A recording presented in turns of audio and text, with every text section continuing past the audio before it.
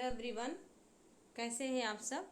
I hope सभी बच्चे बहुत अच्छे से क्लासेस को अटेंड कर रहे होंगे। और चलिएगा, आज हम लोगों की ग्रामर की क्लास नंबर 50 है। तो बच्चों, मैं ही आपसे ये जो है शेयर करना चाह रही थी कि कुछ इम्पोर्टेंट बात है कि जैसे आप क्लास 50 हो गया है तो 50 प्रैक्टिस सेट जो आपको मिले हैं, आई मीन टू से 50 प्रैक्टिस सेट्स जो आपको दिए गए हैं, तो आप उन 50 प्रैक्टिस सेट्स को एक बार और रिवीजन कर लें। और किसी भी क्वेश्चन में अगर आपको प्रॉब्लम होती है तो क्लास 1 से लेकर के क्लास 50 तक आप कोई भी क्वेश्चन आपको अगर लगे टफ तो आप उसको एक जगह नोट कर लें। और जो है आप मेरे व्हाट्सएप नंबर पे आप मुझे मैसेज कर सकते हैं अपने उस क्वेश्चन के साथ पूरे कलेक्शन को कि किस क्लास में आपको कौन कौन से क्वेश्चन डाउटफुल लगे, तो मैं आपको जो है जो रिप्लाई करने का प्रयास करूँगी। फिर आप अपने आप को देखें कि कितने क्वेश्चंस में आपको प्रॉब्लम हुई है, किस टॉपिक पे आपको दिक्कत आ रही है, और फिर से मैं नए सीरीज़ को स्टार्ट करूँगी। अभी यहीं पर जो है ग्रामर की 50 क्लास आज कंप्लीट हो रही है। तो 50 क्लास में लगभग जो है 1150 क्वेश्चंस हो गए हैं। तो अब अगर आप सोचिए 1150 क्वेश्चन यानी 1150 क्वेश्चन, 1140 क्वेश्चन के आसपास आपको मिले हैं। इन क्वेश्चंस को अगर आप बहुत अच्छे से प्रैक्टिस कर लेते हैं, लर्न कर लेते हैं, तो ये आपके लिए वरदान साबित होगा। ठीक है। और इसको प्रैक्टिस करने के बाद अब मैं लिटरेचर का क्लास कंटिन्यू करूँगी। तो लिटरेचर भी आप ध्यान से देखते रहें, क्योंकि लिटरेचर में भी बहुत सारे ऐसे टॉपिक्स हैं जो कि आपको जानने आवश्यक हो जाते हैं। और फिर मैं ग्रामर की नई सीरीज को लाने का जो है ग्रामर की नई सीरीज आपको लाऊंगी, जिसमें यदि आप कहेंगे तो टॉपिक वाइज होगा और यदि कहेंगे तो ऐसे ही मिसलेनियस क्वेश्चंस भी दिए जाएंगे। बट पहले आप रिवाइज करके एक पॉजिटिविटी को तैयार करें कि आपको कितना लर्न है, कितना ज़्यादा आपको क्या भूला क्या याद किया, ये चीज़ जो है आपके दिमाग में रहना चाहिए। तो चलिए बच्चों, इसी हैप्पीनेस के साथ आज हम लोगों की सीरीज की 50 क्लास को स्टार्ट करते हैं। और पहले क्वेश्चन की तरफ चलेंगे। अपना पहला क्वेश्चन है, change the following sentence into negative sentence. आपको एक सेंटेंस मिल रहा है जो नेगेटिव सेंटेंस में आपको चेंज करना पड़ेगा।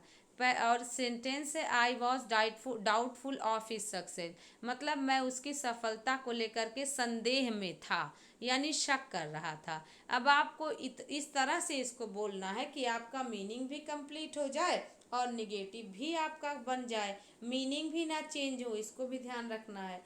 तो यही ट्रांसफॉर्मेशन कहलाता है। अब आप देखिएगा, आई वॉज नॉट डाउटफुल, अगर आप इसको बोलते हैं कि मैं, एक तरफ आप बोल रहे हैं स्टेटमेंट में कि मुझे शक था और दूसरी तरफ आप बोल रहे हैं मुझे शक नहीं था, तो ये मीनिंग यही चेंज हो गई। इसका मतलब फर्स्ट ऑप्शन आंसर नहीं होगा। सेकंड देखेंगे, आई वॉज नॉट श्योर, जब मैं श्योर नहीं था तो मैं डाउटफुल ही तो था, यही करेक्ट आंसर है। और डी और सी इनकरेक्ट होगा। आई हैड नो डाउट, यहाँ एक तरफ आप डाउटफुल कह रहे हो, दूसरी तरफ नो डाउट कहोगे, और डी में भी बात यही कह रहे हैं, तो आपका ऑप्शन नंबर बी करेक्ट होगा। याद रखिए, जैसे अगर आपको कहना हो मैं बहुत खुश हूँ, आई एम वेरी हैप्पी, अगर आपको यही निगेटिव बनाना हो तो I am not an unhappy, मैं अनहैप्पी नहीं हूँ तो हैप्पी ही तो हूँ। तो आप ये अपोजिट वर्ड जो है यूज़ करके आप अफर्मेटिव से नेगेटिव बनाते हैं। तो उसी प्रकार से यहाँ पर हो रहा है, मुझे डाउट था तो मुझे श्योर नहीं था। ठीक है, दैट मीन्स ए ऑप्शन का, ए क्वेश्चन का, क्वेश्चन नंबर फर्स्ट का बी आंसर। ओके, बहुत बढ़िया। क्वेश्चन नंबर सेकेंड पर चलते हैं। Change the following sentence into indirect speech. पहला कह रहा है, she said comma inverted comma में, when I was a child I was not afraid of ghost. बताइएगा, जब मैं छोटी थी तो मैं क्या भूतों से डरती नहीं थी। अब शी सेड, इसको इनडायरेक्ट स्पीच में चेंज करना है तो आपको क्या कर देना पड़ेगा, शी सेड करके कंजक्शन दैट लगा दे, व्हेन को वही रहने दे। क्यों? क्योंकि यहाँ पर जो ये व्हेन है ये कंजक्शन नहीं है, ये एक कंडीशनल सेंटेंस है। ये आपका क्वेश्चन वर्ड नहीं है कि आप इसको रिलेटिव प्रोनाउन कर दे। यहाँ पर इसके साथ दैट का प्रयोग किया जा सकता है, तो आपका आप चेंज किया जाएगा। आई वॉज अ चाइल्ड, तो आई को शी के अनुसार चेंज करके शी बना देंगे। When she was a child she was not afraid of ghost, वह बच्चे से भूतों से नहीं डरती थी। तो अगर आप पहला ऑप्शन देखेंगे तो she said that she was a child she was not afraid of ghost. तो पहले ऑप्शन में आपको जो है इस तरीके से मिल रहा है। क्वेश्चन नंबर आपका ये सेकंड है। और बी देखें, कह रहा है कि अब she said that when she was a child she had not. तो यहाँ पर तो ये सबसे पहले गलत हो गया, हैड नॉट वाला। ओके, हैड नॉट वाला आंसर गलत हो गया, यानी कि हैड नॉट वाला कौन सा है आपका, बी वाला गलत हो गया। She said that when she was a child she was not afraid of ghost. इसके बाद कह रहा है कि she said that she had a child, यहाँ पर भी डी ऑप्शन भी इनकरेक्ट हो गया। तो आपका ए ऑप्शन और जो है सी ऑप्शन लगभग सेम सेम है, अगर मुझे सही लग जो है दिख रहा हो तो बिल्कुल ए और सी दोनों इसमें करेक्ट आंसर है। तो इसको आप जो है ये आपकी प्रैक्टिस के लिए था, यहाँ पर आप इसको क्वेश्चन नंबर सेकंड में आप देखेंगे कि ये आपका ए सी दोनों करेक्ट है, सेम सेम हो गया है। और तीसरा देखिए question number third, to cut something into two pieces, किसी चीज़ को दो भागों में बांटना क्या कहलाता है, सीयर कहलाता है, सेवर कहलाता है, पायरोटेक्निक कहलाता है, या रिम्यूनरेशन कहलाता है। बताइए, बहुत अच्छे अच्छे वर्ड्स हैं, एग्जाम में पूछ लेता है। ठीक है, तो आप बताइएगा इसमें क्या किया जाए। To cut something into two pieces, दो भागों में किसी चीज़ को काटना। तो इसको आप याद कर लें, लर्न कर लें। बिल्कुल बी वाले बच्चे करेक्ट जा रहे हैं, बी करेक्ट आंसर है। यहाँ पर देखिए सीयर का अगर मीनिंग हम लोग देखें तो one who can see into future, मतलब भविष्य देखने वाला। इसको सीयर करेंगे तो यहाँ पर तो कह रहा है किसी चीज़ को दो भागे में बांटना, तो सेवर होता है। अब पायरोटेक्निक मतलब तो ये एग्जाम में आ चुका है कई बार। पायरोटेक्निक का मतलब होता है कि आग लगाने के, the art of making fire works, मतलब आग लगाने का काम करने वाला। टेक्निक वर्ड, और पायरो मने फायर होता है। और रेम्यूनरेशन का मतलब होता है, रेम्यूनरेशन मतलब money paid to a man for his labour, मतलब किसी व्यक्ति के परिश्रम का पैसा, यानी पारिश्रमिक आप हिंदी में इसको बोलते हैं। तो क्वेश्चन नंबर थर्ड का B answer. Question number fourth देखेंगे, a mental illness that causes a strong desire to set fire to things, मतलब जो है एक ऐसी मानसिक स्थिति जब हर चीज़ को आग लगाने का दिमाग में मतलब ये रहे कि हर चीज़ को मैं जला दूंगा, मैं कुछ भी नहीं रहने दूंगा, ऐसा चीज़ अगर दिमाग में आ जाए तो उसको क्या कहते हैं।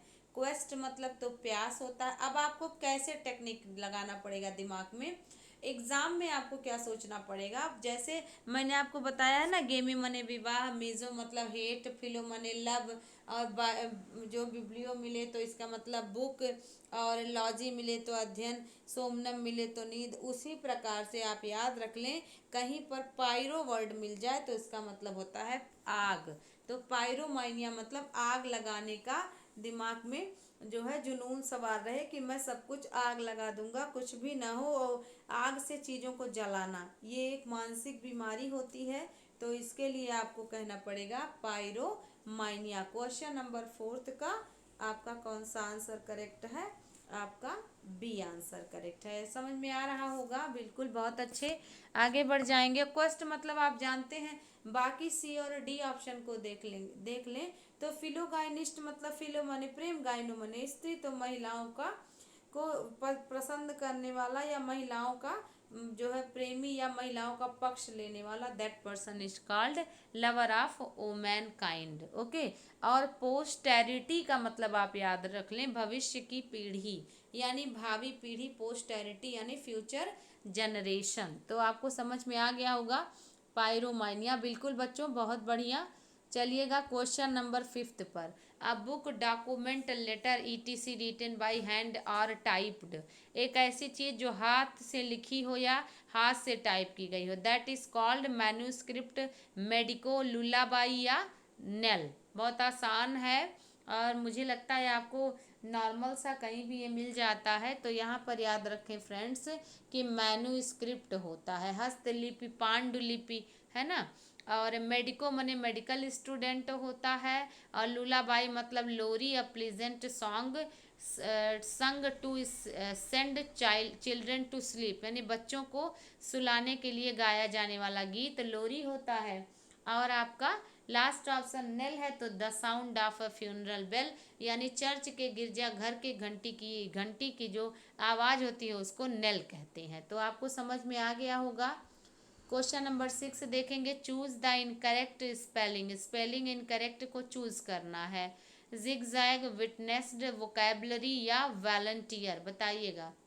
जिगजैग, क्या ये करेक्ट है? बिल्कुल, जेड आई जी जिगजैग होता है, ये करेक्ट है। दूसरा देखेंगे विटनेस्ड, WITNESSED, विटनेस्ड, तो यह भी आपका करेक्ट है। और वोकेबलरी में तो VOCABULARY होता है, याद है ना? वोकेबलरी, तो यही आपका आंसर हो जाएगा। वॉलंटियर मतलब स्वयं सेवी होता है, तो ये तो करेक्ट है। तो आपका ऑप्शन नंबर सी इनकरेक्ट है। क्वेश्चन नंबर 7 देखें, चूज द इनकरेक्ट स्पेलिंग।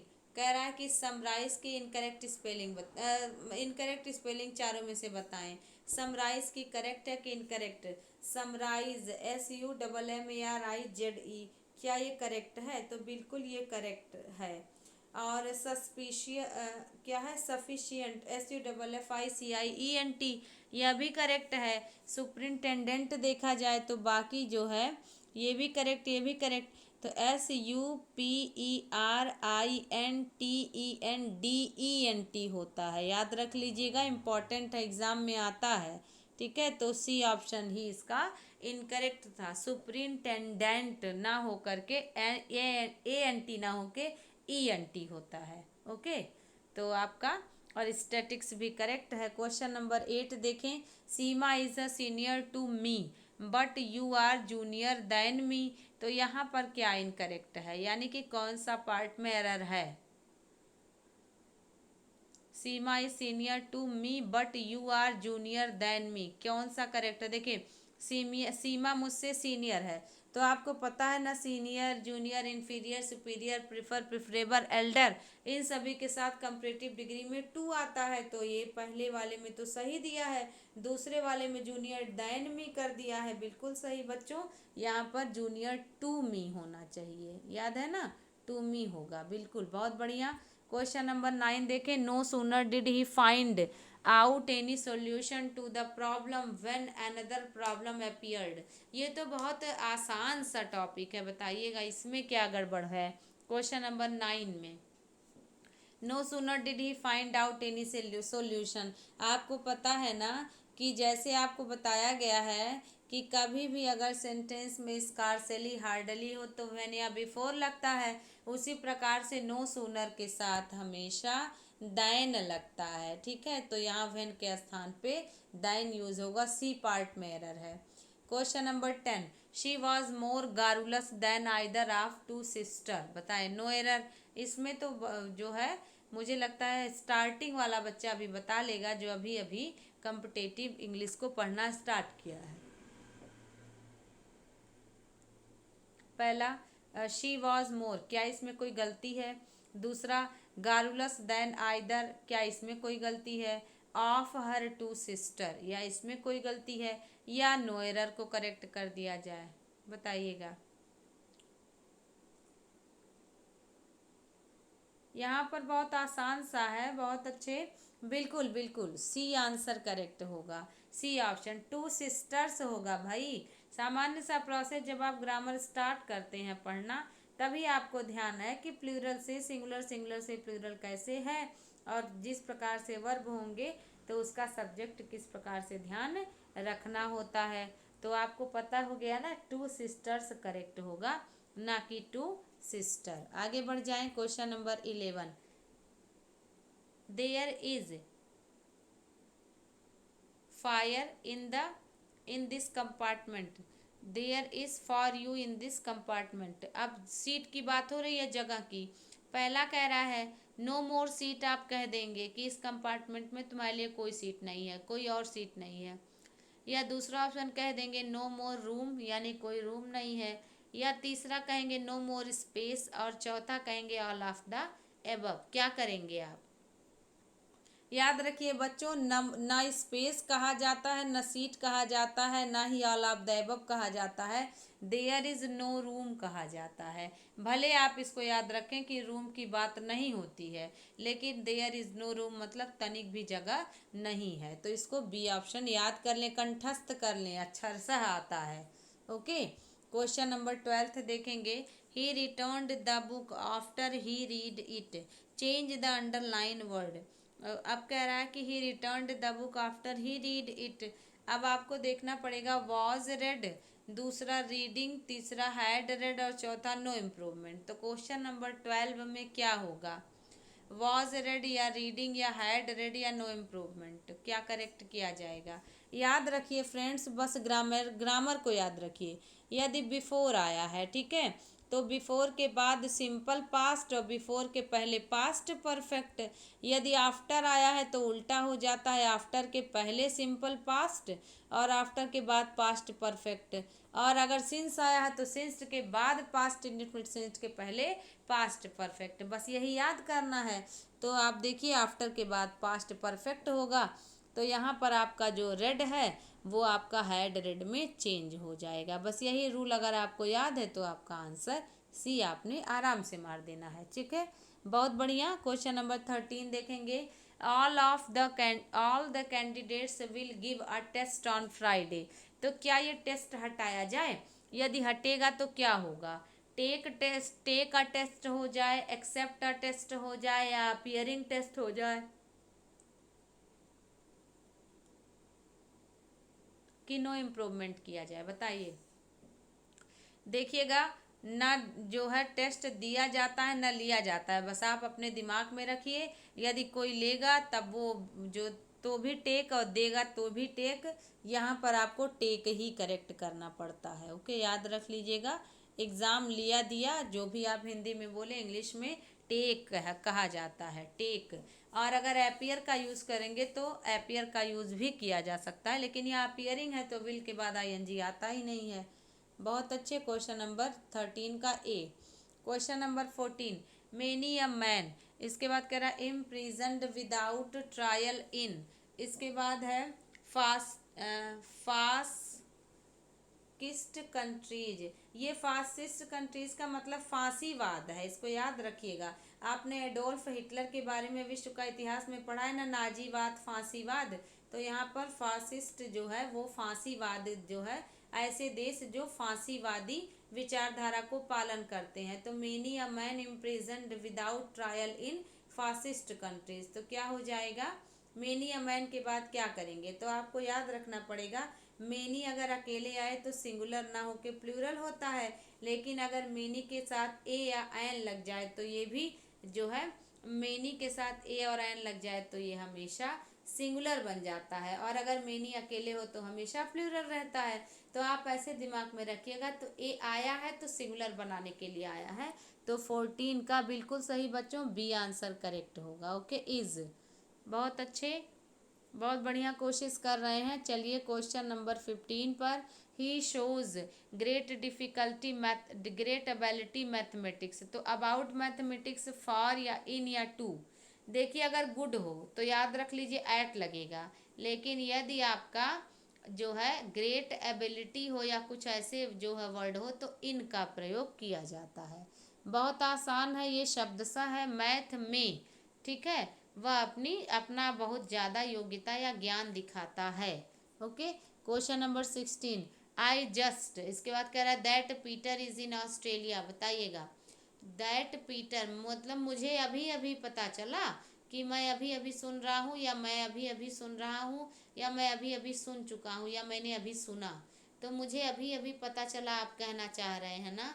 तो यहाँ पर जस्ट हर्ड आप कहेंगे कि आई जस्ट हर्ड दैट, कि क्या पीटर इज इन ऑस्ट्रेलिया। तो क्वेश्चन नंबर 16 का डी आंसर। बहुत अच्छे, बहुत बढ़िया कोशिश। Question number 17, change the complex sentence into compound sentence. आपको एक सेंटेंस मिल रहा है जो कॉम्प्लेक्स में है, कैसे जाने? क्योंकि आपका बिकॉज कंजक्शन लगा है।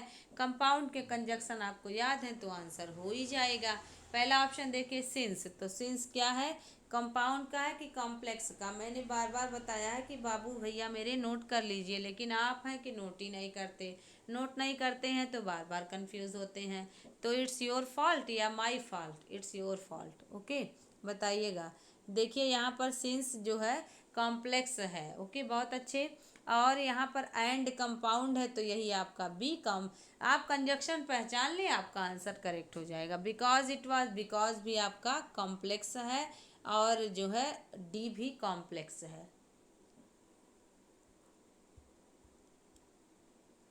Question number 18, change the compound sentence into complex. बताइए, Sita loved me and so I weep for her. बताइए, Sita loved me and so I weep for her. Sita ने मुझे प्रेम करती थी और मैं उसके लिए इसीलिए रोती हूँ। क्या होगा? चूंकि सीता मुझे प्रेम करती है इसलिए मैं उसके लिए रोती हूँ। सीता मुझसे प्रेम ही नहीं करती बल्कि मैं उसके लिए रोती भी हूँ। आपको पहचानना है कॉम्प्लेक्स, याद रखिएगा। मैं रोती हूँ सीता के लिए, सीता मुझे प्रेम करती है, या none of the above.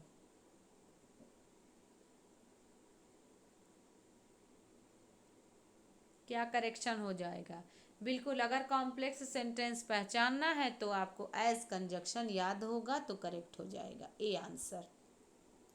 Question number 19 देखिएगा, which one of the following is correct sentence. कौन सा करेक्टली लिखा गया है? पहला, यू लाइक्स रीडिंग बुक। कभी आपने यू के साथ SIES वाला वर्ब पढ़ा है?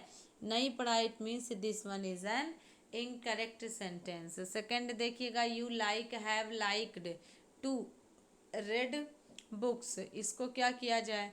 और सी है यू लाइक रीडिंग बुक्स, या डी आई एम लाइकिंग।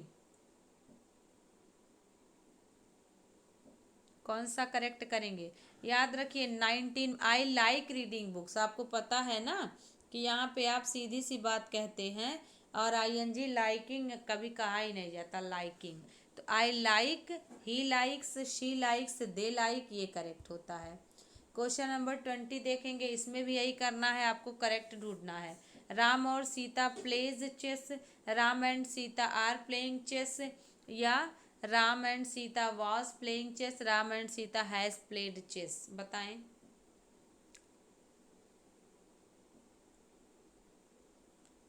कौन सा करेक्ट किया जाए? ऐसे क्वेश्चंस एग्जाम में आते हैं टेंस वाले, आप इसको हल्के में ना लें। ओके, बस प्रैक्टिस करिए तो आपको हल्का बना देगा ये आपका बी आंसर करेक्ट है। ओके, लाइट वेट आप दिमाग में लेके चलें टॉपिक्स को लेके, क्योंकि आप प्रैक्टिस कर रहे हैं MCSA के प्लेटफॉर्म पर। ओके, इस कॉन्फिडेंस के साथ आप लगे रहें बच्चों। हर वो टॉपिक आपको पढ़ाया और समझाया जाएगा जिसमें आपको प्रॉब्लम होती है या हो सकती है, बस आप बताएं तो सही। क्वेश्चन नंबर 21 देखें, द वर्ड लैकॉनिक मीन्स। पहला, वर्बोस, लोक्वाशियस, गारुलस, या ब्रीफ। बताएं। देखिए लैकॉनिक, अगर आप लैकॉनिक को भूल जाएं तो वर्बोस, लोक्वाशियस और गारुलस ये क्या है? एक जैसा लग रहा है ना, it means these are synonyms. Brief मतलब संक्षिप्त करना यानी छोटा करना, तो यही आपका डी आंसर करेक्ट है। बिल्कुल एंटोनिम और सिनोनिम नहीं, यहाँ पर आपको क्या करना है? लैकॉनिक मीन्स, तो लैकॉनिक का यही मतलब है, ब्रीफ या संक्षिप्त। Question number 22, the word hapless का क्या मतलब है? सोचिए, ये इतना अच्छा शब्द आपको मिल रहा है हैपलेस। बहुत से बच्चे हड़बड़ी में हेल्पलेस पढ़ लेंगे, बट आप या तो सोचेंगे कि रखता है टाइपिंग मिस्टेक हो गई। बताइए क्या किया जाए? पहला करा लकी, दूसरा फॉर्चुनेट, तीसरा हैप्पी लाइफ, और चौथा अनलकी। कौन सा करेक्ट करें? याद रखिएगा द वर्ड हैपलेस का मीनिंग क्या होता है। तो क्वेश्चन नंबर 22 का देखिए, फॉर्चुनेट मतलब भाग्यवान, लकी मने भी भाग्यवान, हैप्पी लाइफ मतलब भी भाग जो है अच्छे दिन, तो अनलकी ही तो आपको बचा जो कि आपका अलग है। ओके, तो आपका डी आंसर करेक्ट हो जाएगा। बहुत अच्छे। Question number 23, the following word confess means. Confess मने आप जानते हैं स्वीकार करना, तो आप डिनाई को अगर याद करें तो डिनाई मने इनकार करना, याद है ना। और एक्नॉलेज मने स्वीकार करना, डिसॉव मतलब भी होता है इनकार करना, और नन ऑफ द अबव होगा नहीं। बिल्कुल बच्चों, आप ऐसे बिल्कुल ना सोचे कि ऐसे आसान आसान क्वेश्चंस आते हैं क्या एग्जाम में, ऐसे नहीं होता। देखिए आपको क्या समझना होगा कि आपकी जब प्रैक्टिस अच्छी रहेगी तो आपको क्वेश्चंस आएंगे और तब आपको लगेगा कि this questions are very easy. But आपको याद रखें, ऐसे क्वेश्चंस एग्जाम में बार बार पूछे जाते हैं। ओके, तो चलिए क्वेश्चन नंबर 14 देखें। 24, change the following sentence into passive voice. ये तो बहुत आसान सा दे दिया। दे have painted the house green, और मैंने ऑप्शंस को ऐसा बनाया कि आपको चक्कर आ जाए। बताइए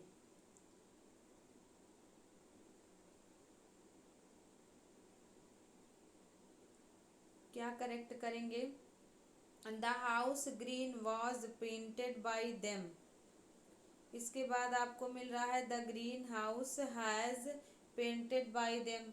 the house has been painted by them. The house had been painted by them. क्या करेक्ट किया जाए।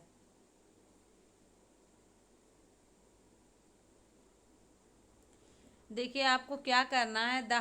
दे have painted, subject have verb का third form, painted the house, house को पेंट किया ग्रीन कलर में। ये ग्रीन ऑब्जेक्ट है, हरा घर नहीं, घरे को घरे कह रहे हैं, हर घर को हरा बनाया। तो द हाउस ऑब्जेक्ट है तो सब्जेक्ट बन गया। तो द हाउस जो है हैव बीन की हैज़ बीन, सिंगुलर है तो हैज़ बीन हो जाएगा।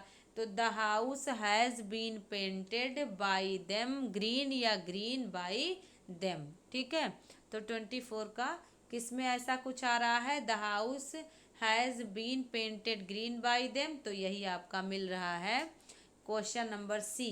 अगर जो है ऑप्शन सी, अगर आपको तनिक भी कंफ्यूजन हो गया और ये आपने सोचा कि गलत हो रहा है, या मतलब जो है बीन आता तो है बट आप ग्रीन हाउस को इकट्ठा उठा लाएं, तो हाउस को ग्रीन कलर, वो रंग वाली बात हो रही है, तो यहाँ पर सी करेक्ट है। क्वेश्चन नंबर 25 देखेंगे। Change the following sentence into passive voice. Change करें। दिस सरफेस फील्स स्मूथ, ये जो सतह है वो बहुत स्मूथ हो रही है। तो इसमें एक जो है when it is smelt, when it is tested, when it is, ऐसे करके जब आप इसको बनाते हैं तो ही करेक्ट होता है। अदरवाइज सब्जेक्ट ऑब्जेक्ट को रिप्लेस ऐसे सेंटेंस में नहीं किया जाता। तो बताइएगा दिस सरफेस फील्स स्मूथ। अब यहाँ स्मूथ को अगर लाएं तो स्मूथ ऑब्जेक्ट नहीं है, ये मतलब स्मूथ कोई इंसान थोड़े है जो खुद काम करेगा, काम कराया जाए, ये तो एक मतलब भाववाचक संज्ञा है ना। तो आप क्या करेंगे इसको, आप कहेंगे द सरफेस, इसके बाद आपको करना होगा surface is smooth when it is felt. अभी आपको हमने बताया कि व्हेन लगा करके आप ऐसे सेंटेंसेस को सार्थक बना सकते हैं। तो क्वेश्चन नंबर 25 का बी आंसर करेक्ट है। बहुत अच्छे। ओके, तो मुझे लगता है बच्चों आज जो है का आपको सेशन बहुत पसंद आया होगा, और प्लीज़ वीडियो को लाइक करें, शेयर करें, सब्सक्राइब करें। और ये जो है 50 क्लास आपकी समाप्त होती है, और फिर से अब आपको नए सिरे से ग्रामर को फिर से मैं जो है बहुत सारे क्वेश्चंस का कलेक्शन लाऊंगी और आप क्लासेस को स्टार्ट करूंगी। तब तक आप लिटरेचर की क्लासेज को अटेंड करें, और लिटरेचर की क्लास बच्चों बहुत ज़्यादा शेयर करें, उन विद्यार्थियों तक पहुंचाइएगा ज़रूर से ज़रूर जिन भी बच्चों को लिटरेचर की क्लास की आवश्यकता हो। साथ ही साथ आप भी देखते रहें, क्योंकि ज्ञान कभी निरर्थक नहीं जाता। और लाइक कर दें बच्चों, अगर आपको लगता है कि टीचर्स हमारे लिए मेहनत कर रहे हैं, MCSA की पूरी टीम आपके लिए लगी हुई है, यदि आपको तनिक सा फील होता है तो ज़रूर से ज़रूर लाइक करके जाएं। Thank you so much. Thanks a lot for giving me a lot of love, a lot of time. Thank you so much बच्चों।